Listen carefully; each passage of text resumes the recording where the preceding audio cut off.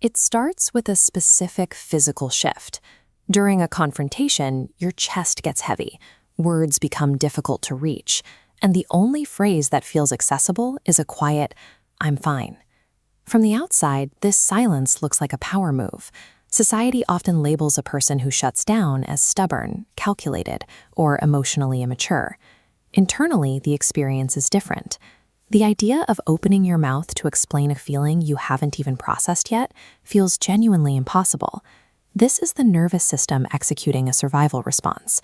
It is a biological protective measure designed to keep you together when emotional pain feels too large to handle in real time.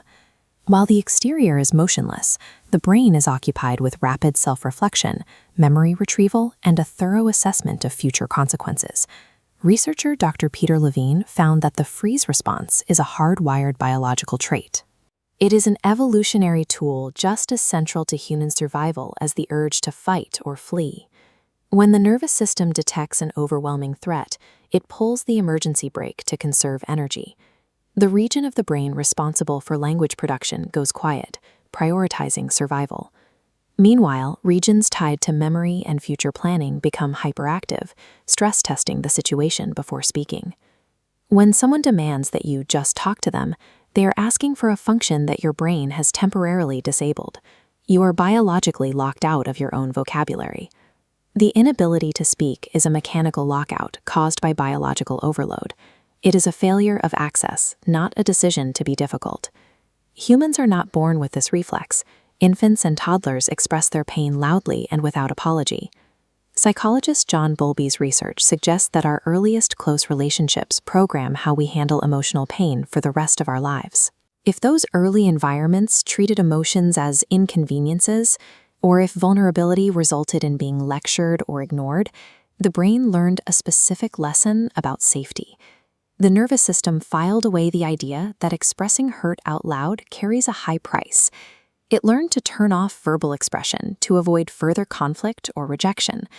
This silence is a childhood survival skill that remains active in adulthood. It was built to protect you, and it continues to execute that command decades later.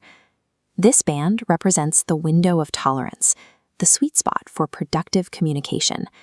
When flooded by pain, you spike outside it, where real conversation is impossible. You wait until you're back inside, knowing premature words cause damage. Silence protects the relationship. Conflict arises when a partner demands immediate verbalization. This pressure confirms the quiet person's belief that their way of processing is invalid or unwelcome. Reopening the lines of communication requires patience without pressure. The nervous system needs to feel that it is safe to return to the baseline before it can restore access to language. When the words finally come, they are rarely reactions. They're leaded for accuracy and fairness during the quiet, forming a final conclusion.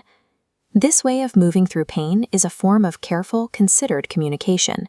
It is the result of a brain that refuses to speak until it has found the truth.